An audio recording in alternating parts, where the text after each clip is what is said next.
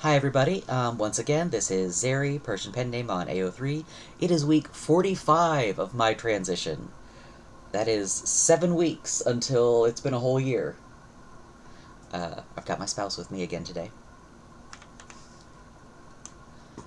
So let's see.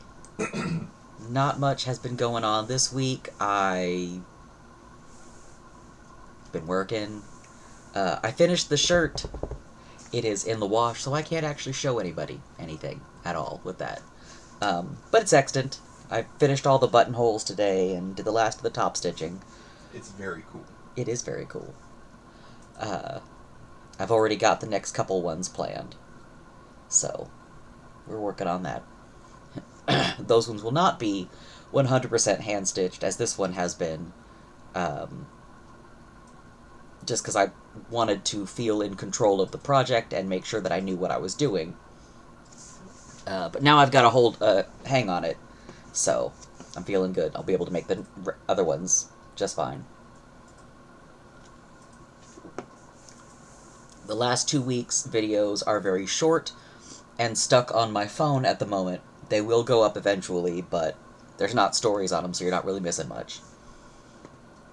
Mostly just me yelling at the cats while in bed. So, today I'm going to actually read a story. This is called Touch Starved by PaigePenn. It's original work in the Humans Are Weird fandom. It is rated general audiences, and it's from 2019. Alright. For lack of a better word, Crew Michael was wilting. Medic Zintham fretfully looked through Air medical records again. Tests showed that the human was physically healthy, but Michael had become more and more withdrawn over the past weeks, and Zintham was concerned for him. Desperately, A called the Interspecies Behavioral Information Center and asked to speak with a human representative. A few moments later, a human was on the view screen in front of Zintham. "Hello," they said. "My name is Rachel. How may I help you?" "I am concerned about the health of our human crew member," Zintham answered. "I cannot find anything medically wrong with him, but he is clearly unwell." The human on the screen looked concerned, and Zintham wondered briefly if they had somehow managed to pack bond with Michael without even seeing him. Was that a thing, with human pack bonding? Zintham wasn't sure. "Could you describe his symptoms to me?" "Of course," Zintham said.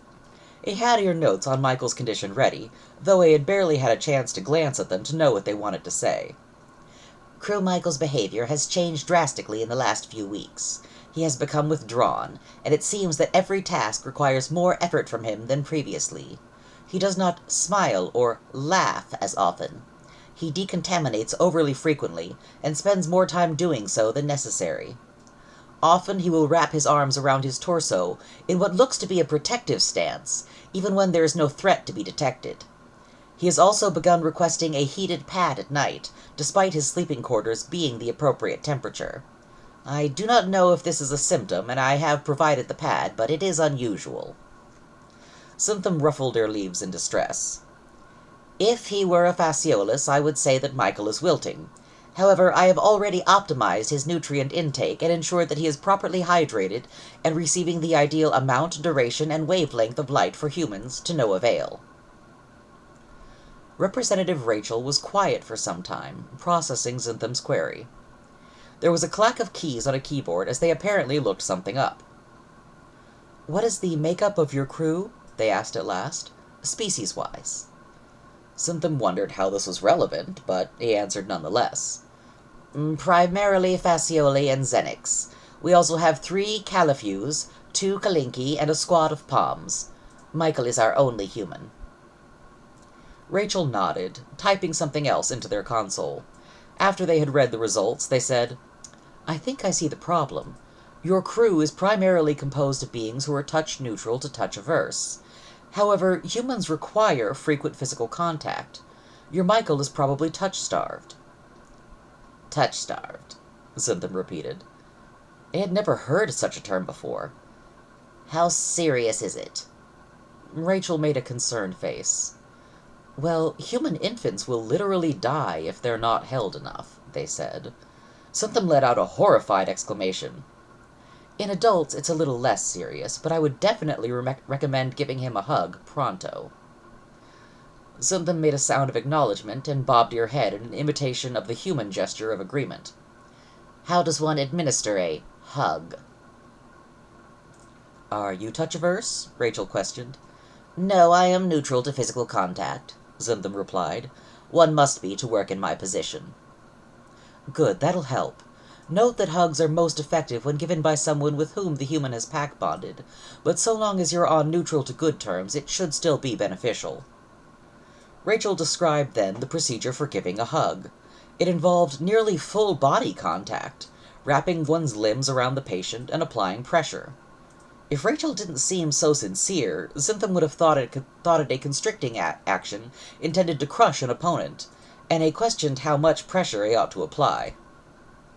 One moment, Rachel said, typing again. Is your personal strength rating typical for one of your species? Yes, I'm about average, Zentham answered. It may vary for his comfort level, but unless he's injured, you shouldn't be able to harm him by squeezing too hard. Given the levels of touch starvation you described, I would recommend holding him as tightly as you comfortably can. Zentham took a moment to process this. Then A bobbed her head again. Thank you. What other treatments can you recommend? In general, lots of physical contact from beings he's bonded with, Rachel answered. Cuddles, hugs, even just shoulder touches and high fives may help somewhat. They paused. If I may save your contact information, I'll put together an informational packet and send it to you. That would be most useful, Zentham answered, relieved. Thank you. The human on the other side of the screen bared their teeth at him in the human gesture of pleasure. You're welcome. I should have that ready within a soul. Their fingers flew over their keyboard again. By noon or so, space-time. Again, thank you. Of course. Zentham ended the call and summoned Michael to the medbay. He didn't take long to arrive, but when he did, he still looked distinctly wilted.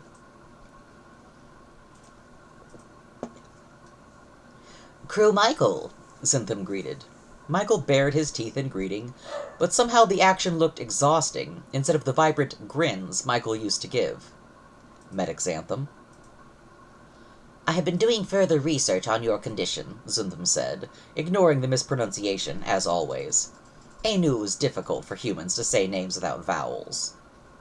Oh? Yes, I have spoken to another human who had an insight I would not have thought of. They suggested that you may be suffering from touch starvation. Michael stared at them. Then, slowly, he said, that sounds likely. They recommended I administer a hug. Michael gazed at Zentham with an almost hungry light in his eyes. I would love a hug.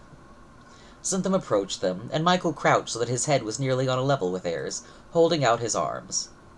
With some hesitance, Zentham came even closer so that there was scarcely a standardized unit between them. Michael put his hands on Zentham's main stem then, pulling him even closer and pressing him against his chest.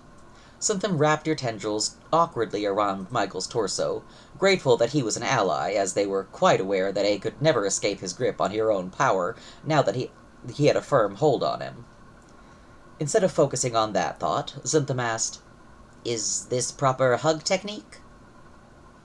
Yeah. Michael turned his face against Zentham's stalk, and he had a brief, irrational fear that he was going to bite him. Instead, he said softly, This is perfect. Thank you. Ought I to squeeze you harder? Michael answered. After a pause, during which Zentham tried to remember if this was an affirmative or negative sound, he added, Please. Zentham tightened the grip of her tendrils around him. Fascioli were not designed for constriction, so he were not able to tighten them very much, but he hoped that this small amount would help. After several moments have passed, Zentham realized that he had not inquired as to the standard length of a hug,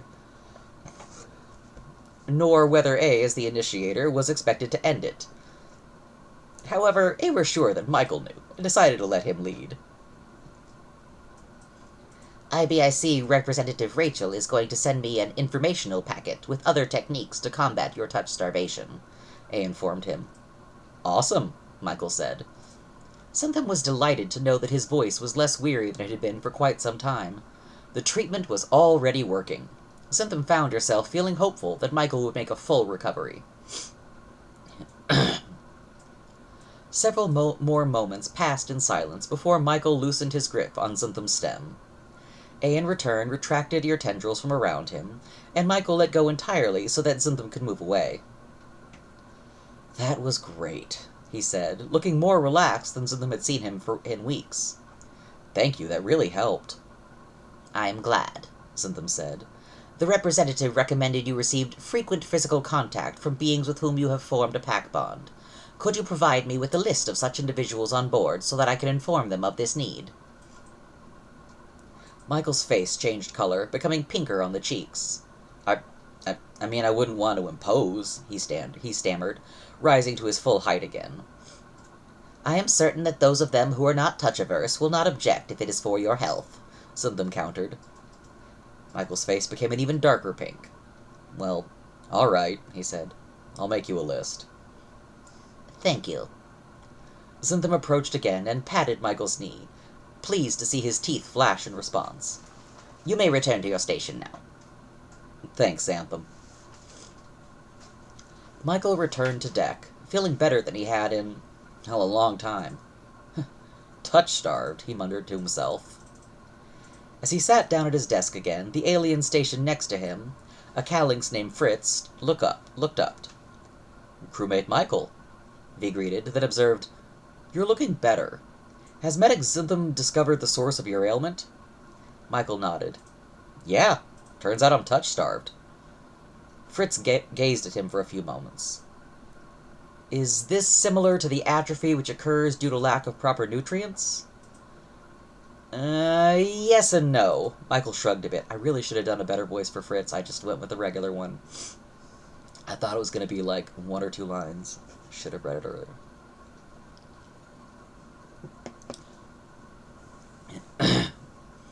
Michael shrugged a bit. I'm suffering from an extended lack of physical contact with other beings. Dr. Zentham gave me a hug, and that helped a bit. You require physical contact, Fritz repeated, and Michael nodded. Yeah, it's a human thing, he said. Most humans, anyway. There are some people who don't like being touched at all. I guess they probably don't get touch-starved. Though, now that he thought about it, he wasn't actually sure. Michael wondered what they did if they did get touch-starved, and decided to try and look it up later. I'd honestly forgotten it was a thing. The alien considered this. Does the kind of physical contact matter? V asked at last. Yeah, I mean, if someone punched me, I really doubt that would help. Michael chuckled a bit. And I wouldn't react very well to, like, a stranger hugging me, or someone I disliked doing it. Might actually be counterproductive. But I guess beyond it being from someone I like, and not a violent form of touch, it doesn't matter a lot. He thought about it again. Well, I mean, no offense to the doc, and I do like him well enough, but a plant hug just isn't the same. So I guess ideally it'd be from someone mammalian? Why? Soft, warm, Michael said, shrugging. The fur probably helps too, as long as it's not too rough. Fritz blinked slowly at him. Have you pack-bonded with me sufficiently for contact between myself and you to be beneficial? V asked, and Michael suddenly realized that her questions had not been solely from curiosity. He could feel himself blushing. Yes, yeah, definitely. Fritz turned back to her work tablet, and Michael's heart sank. The space cat had just been seeking knowledge after all. Fritz tapped a few icons on her tablet, then detached it from its dock and gripped it in her forehand. Michael watched, feeling a bit confused, as he got down from her chair and approached his. Fritz stood directly in front of him for a moment before putting an empty forehand on Michael's knee. Michael held very still. Then Fritz leapt up onto Michael's lap. V was lighter than he had expected, but there was a delightful solidness to them. V settled down, making herself comfortable, before looking up at him again. Is this agreeable? Yes, Michael said immediately. This is very agreeable. And it was. Fritz was very warm, and having them on his lap was rather similar to having an Earth cat curled up on him, except without the allergic reaction. Michael felt incredibly honored. Fritz positioned their tablet so that V could continue working, and with a smile, Michael returned to his own work as well. Although most of the crew, besides those who were touch-averse, was quite willing to engage in physical contact with Michael to combat his touch starvation, it was more effective for some than others. Califews, as a rule, do not like to be touched, so they were exempt.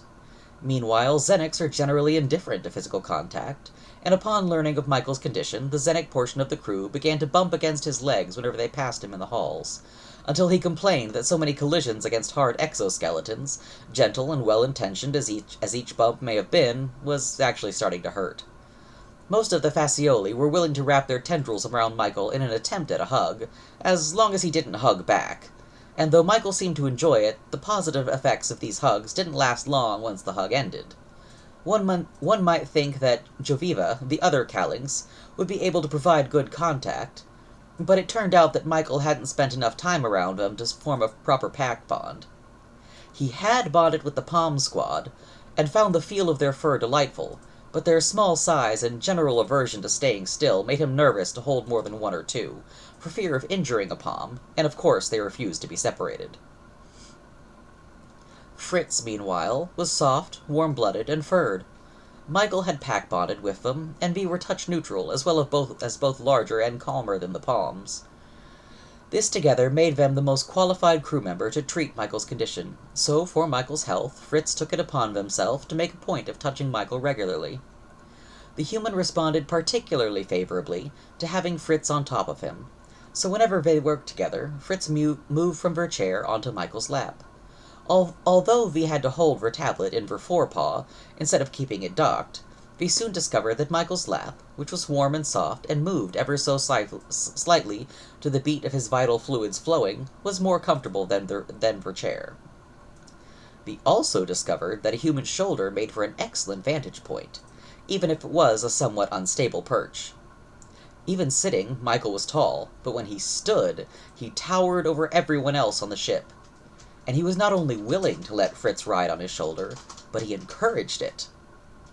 Fritz could see why some beings were touch-positive. He could almost understand how humans could require touch in order to live. One day, Michael and Fritz sat together, as had become their habit. Neither were working at this moment, simply resting and enjoying one another's company. "Fritz," said Michael slowly, softly. Fritz looked up at him. May I run my fingers through your fur, please?" Fritz blinked in consideration. "Will that help with your touch starvation?" V asked curiously. Michael's face became the shade of pink, which signaled faint embarrassment in humans. I don't know about that, I thought it'd feel nice." Fritz considered it a moment longer. "You may," V decided. Michael laid his hand on Fritz's back. If he had not known that he had strongly pack-bonded with them, Fritz might have been made more nervous at the touch, because Michael was large and strong enough that he could pin Fritz against his leg with one hand. Instead of doing that, however, he slid his hands down the length of Fritz's back, smoothing down the fur. His hand stopped just before Fritz's tail, and Michael lifted it away. Fritz thought that would be the end of it, but Michael put his hand on her back again, just below the place where her neck connected, and stroked them again. On the third pass, Michael asked, "Is this agreeable?" Fritz settled on Michael's lap a bit more comfortably, laying her head on her crossed forearms. "This is agreeable," V answered. For several minutes they were silent, Michael gently stroking Fritz's fur.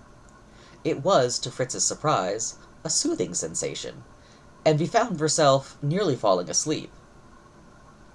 Although V trusted Michael, V didn't want to fully drop her defenses while lying in a human's lap, and to keep herself alert, Fitz questioned, "Is there a name for this activity?" Michael's hand paused in its motion for a moment, then continued. "Not exactly," he said. Fitz waited for further explanation. "I mean, it sort of does. We call it petting, but only if the one being pet is a non-sapient companion creature. When we do it with another sapient being, we usually just describe the action, because petting a person sounds, Hang on, what's the more generic form of dehumanizing? I don't know, Fritz answered. What is dehumanizing? Treating a person like a non-sapient animal or object instead of a human being? Michael's hand stopped, resting lightly on Fritz's back. It's a negative term. I see, Fritz considered what Michael had said, and the implications which had not been outrightly stated. It is not the action, but the action's name which would cause offense? Well, consent's important too, Michael said. But in a nutshell, yeah. His hand began its cyclical path again. And it is kind of an intimate action, so you wouldn't do it with a stranger. Fritz felt herself stiffen. Had Michael been courting them without her noticing? Had he accidentally shown reciprocation? You didn't mention that this was intimate, he said cautiously. Michael's hand stopped again and lifted away entirely. Sorry, am I going too fast? He asked. Fritz blinked. What had the speed of his motions to do with courtship? I figured we were probably close enough friends that it would be okay to ask. Fritz sat up, thinking carefully over what V wanted to say. Michael, V said, you are a good crewmate, and I have enjoyed pack bonding with you. However, I am not interested in mating with a human. I apologize if I have acted in a way which caused you to think otherwise. Michael's face immediately became red. I don't want to mate with you either, he said quickly. But you said that fur stroking is an intimate action. Not that kind of intimate. Michael put his hands to his face. I mean, it could be, but I meant platonically intimate. The sort of thing you'd only do with people you're close to. It's physical contact, Fritz pointed out. You would have to be in close proximity. Michael, hands still pressed against the lower half of his face, blinked at them. Then he chuckled and dropped his hands. Sorry, idiom. People with whom you have formed a strong pack bond. It doesn't have to be romantic. I mean, sure, if my future husband runs his fingers through my hair, we'll probably interpret it romantically, but when my sister or a friend does it, then it's purely platonic.